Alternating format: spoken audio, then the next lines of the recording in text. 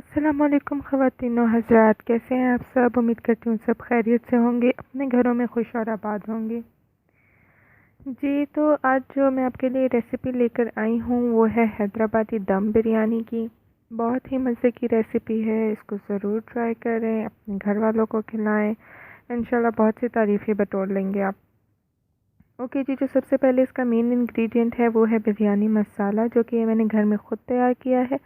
اگر آپ کو اس کی ریسیپی چاہیے ہے تو آپ ضرور ہمیں کمنٹ میں لکھیں، تو میں آپ سے ضرور انشاءاللہ جلد ہی اس کی ریسیپی بھی شیئر کروں گی۔ اس کے بعد ہمارے پاس ہے زیرہ پاؤڈر۔ میں نے اس کو ہلکا سا پیس لیا تھا، ثابت زیرے کو۔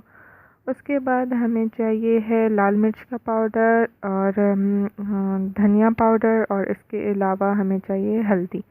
تو میں نے تقریباً 1.5 چمچ لال مرچ کا پاؤڈر لیا تھا اور 1 چمچ میں نے دھنیا پاؤڈر لیا تھا۔ اس کے بعد حسب ضرورت نمک، میں نے تقریباً 2 ٹی اسپون جو ہے وہ نمک کے لیے تھے۔ اس کے بعد میں نے 2 ہری مرچوں کو پیس لیا تھا، اور دوسری طرف ہے ادرک لہسن کا پیسٹ، اور یہ 1 کپ میں نے دہی لے لیا تھا۔ اس کے علاوہ میں نے 4 عدد پیاز لے لیے تھے، ان کو میں نے گولڈن براؤن کر لیا تھا، اور وہ میں نے پھر آئل سے نکال کے رکھ دیا تھا ان کو۔ اچھا جی، اس کے بعد میں نے ایک الگ برتن میں چکن لے لیا ہے، اس میں میں نے ادرک لہسن کا پیسٹ اور جو مرچوں کا پیسٹ تھا وہ میں نے شامل کر دیا ہے۔ اس کے بعد جائے گا اس میں جو زیرہ پاؤڈر ہے وہ۔ زیرہ پاؤڈر کے بعد ہمیں ڈالیں گے لال مرچ کا پاؤڈر، دھنیا پاؤڈر اور ہلدی، یہ تینوں چیزیں اس میں جائیں گی، اور اس میں جائے گا نمک۔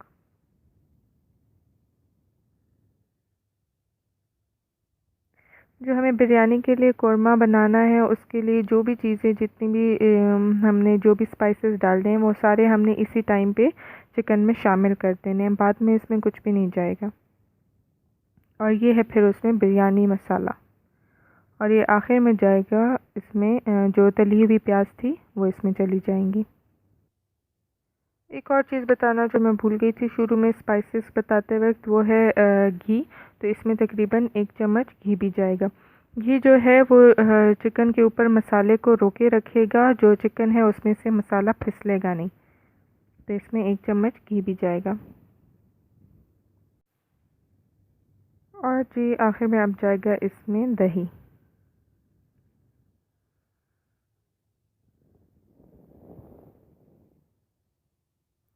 اس کے بعد ہم نے اس کو اچھی طرح سے مکس کر دینا ہے، ہاتھ کی مدد سے مکس کرنا ہے، تاکہ جو چکن ہے اس میں سارے مسالے جو ہیں وہ جذب ہو جائیں، اور یہ جو پیاز ہیں تو تلی ہوئی پیاز ہیں یہ بھی ہمارے ہاتھ سے اچھی طرح سے کرشڈ ہو جائیں۔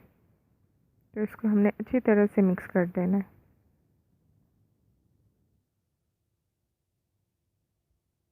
اور ہمیں بتائیں کیسے آپ کے روزے چل رہے ہیں، آپ کے شہر کا موسم کیسا ہے؟ یہاں پہ تو ہم جہاں پہ رہتے ہیں یہاں پہ تو 2-3 دن سے گرمی بہت زیادہ ہے۔ پہلے یہاں کا موسم بہت زیادہ خوشگوار تھا، لیکن 3 دن سے گرمی جو کہ میرے خیال سے تو ہر طرف ہی بہت زیادہ ہو گئی ہے۔ اچھا جی، اب میں نے کڑھائی میں لے لیا ہے تیل، یہ وہی تیل ہے جو جس میں نے پیاز کو فرائی کیا تھا، یہ اس سے بچ گیا تھا۔ اب ہم نے کیا کرنا ہے کہ وہ جو میں نے چکن میرینیٹ کیا تھا اس کو میں نے تقریباً 1 گھنٹہ ریسٹ دیا تھا۔ اگر آپ زیادہ ریسٹ دیں گے تو بہت اعلیٰ، لیکن اگر ٹائم نہیں ہے تو آپ آدھا گھنٹہ یا 1 گھنٹہ ضرور ریسٹ دیں۔ اس کے بعد ہم نے کیا کرنا ہے، ہم نے اس کو کڑھائی میں ڈال دینا ہے، اور اس کو ہم نے اچھی طرح سے پکانا ہے۔ یہ سارا مسالہ جو ہے یہ ہم نے اس میں ڈال دینا ہے۔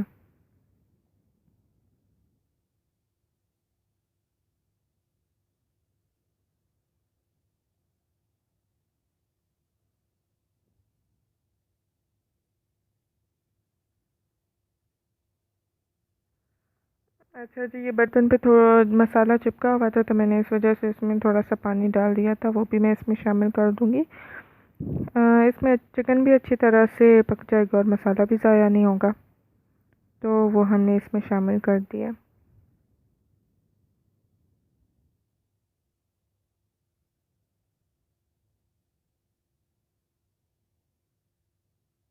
ابھی تو اس کا جو مسالہ ہے وہ کافی پتلا لگ رہا ہے، لیکن جب یہ پکے گا تو یہ اچھا خاصا تھک ہو جائے گا۔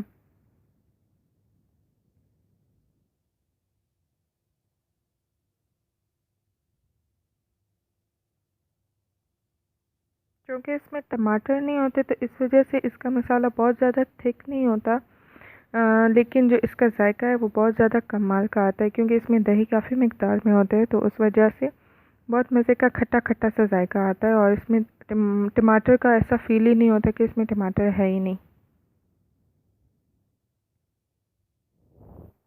اس کے بعد ہم نے اس کو ڈھک دینا ہے اور اس کو ہم نے اچھی طرح سے پکا لینا ہے۔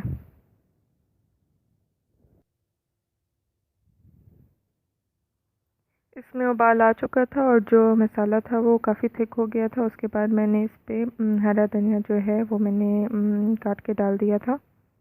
ہرے دھنیا سے اس کا ٹیسٹ کافی اچھا آتا ہے۔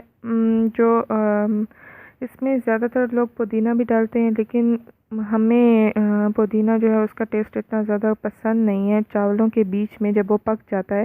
کچا تو اچھا لگتا ہے لیکن پکا ہوا پھر اس کا ٹیسٹ اتنا زیادہ اچھا نہیں لگتا ہمیں، تو اگر آپ چاہتے ہیں تو آپ ضرور ڈال لیں، ورنہ وہ آپشنل ہے۔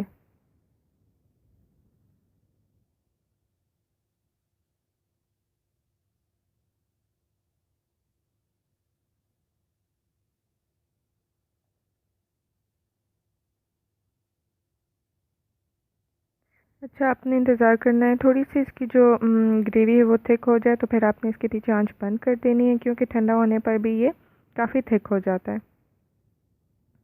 اچھا جی، وہ میں نے آنچ اس کے پیچھے بند کر دی تھی اور میں نے چولہے سے مسالے کو اتار دیا تھا۔ اب اس کے بعد ہم نے کیا کرنا ہے، ہم نے ایک پتیلے میں پانی لے لینا ہے۔ میں نے تقریباً 3 کپ چاول جو تھے وہ مجھے چاہیے تھے، تو میں نے اس کے لیے پانی تھوڑا زیادہ ہی میں نے لیا تھا، کیونکہ جو پانی تھا وہ میں نے گرانا تھا، بیچ میں سے بالکل پانی کو چاولوں میں سکھانا نہیں تھا۔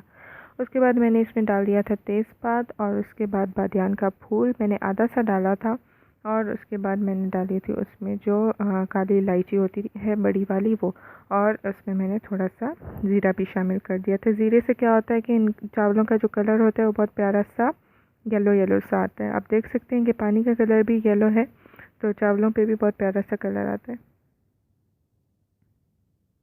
اس کے بعد میں نے چاول کو تقریباً 1 گھنٹہ پہلے بھگو کے رکھ دیا تھا، اور اس کے بعد اب میں نے اس میں سے پانی نکال کر اس کو اچھی طرح سے دھو لیا تھا، اور اب وہ میں اس میں شامل کر رہی ہوں۔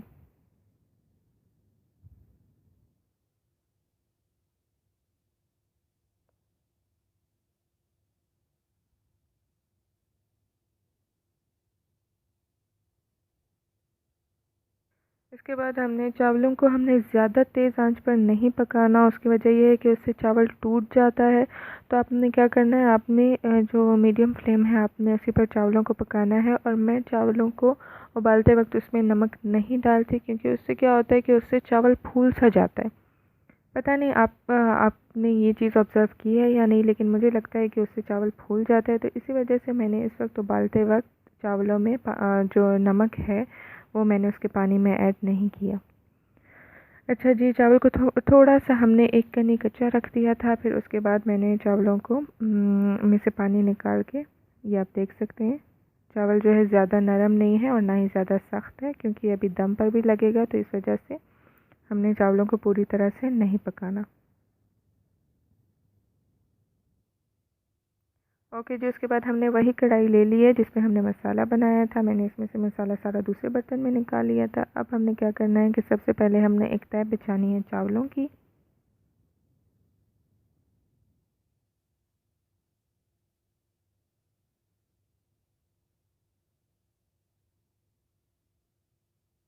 بہت زیادہ موٹی تہہ بھی نہیں بچھانی اور بہت زیادہ پتلی بھی نہیں بچھانی، آپ نے بس آدھے چاول تقریباً آپ پہلے ڈال لیں اور آدھے پھر آپ دوسری بار میں ڈال لیں۔ اگر زیادہ ہیں تو آپ اس کی 3 لیئرز بھی بنا سکتے ہیں۔ جی، تو آپ دیکھ رہے ہیں کہ میں نے اس میں ابھی نمک شامل کیا ہے۔ جب میں نے پہلی لیئر چاولوں کی ڈال دی ہے تو اس کے بعد میں نے اس میں 1 چمچ نمک جو ہے اس کے اوپر میں نے ڈال دیا تھا۔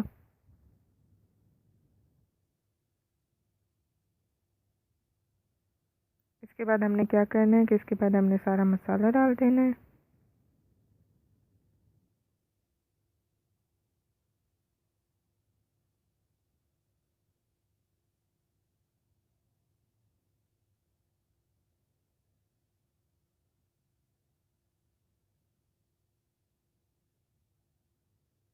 मसाले को अच्छी तरह से चावलों के ऊपर बिछा देना है।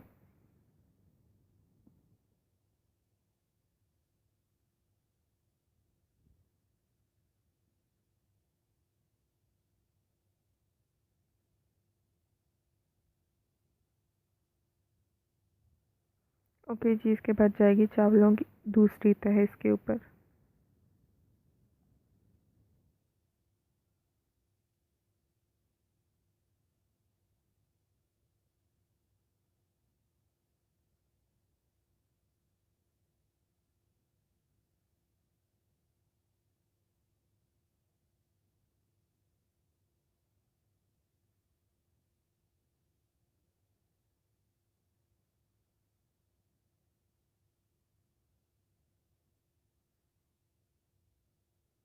और ये मैंने दूसरा चम्मच जो है नमक, वो मैंने अभी दूसरी तह के ऊपर लगा दिया था।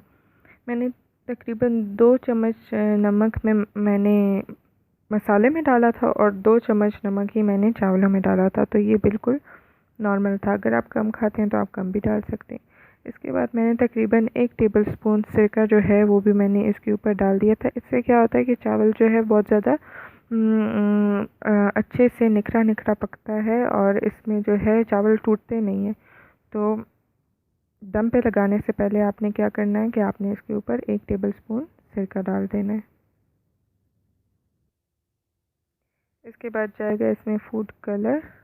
अगर आप दूध में मिलाकर लिक्विड फॉर्म में इस पर डालना चाहते हैं तो वेल एंड गुड, वरना आप इस तरह डायरेक्टली भी डाल सकते हैं।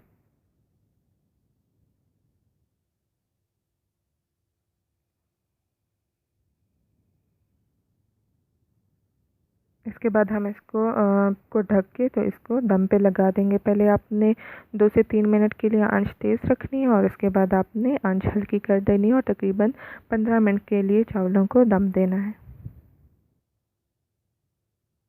जी, 15 मिनट इसको हो चुके थे और चावल अच्छी तरह से दम हो गए थे।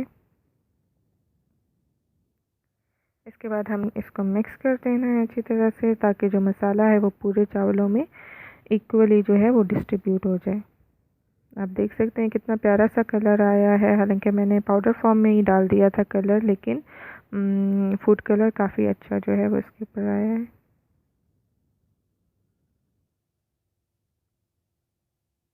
और आप चावल के दाने को भी देख सकते हैं कितने अच्छे से वो पका हुआ है और टूटा हुआ नहीं है। इसकी वजह यही है कि हमने आखिर में सिरका डाल दिया था, तो चावल एक दूसरे के साथ जुड़े भी नहीं हैं, अलहदा अलहदा है।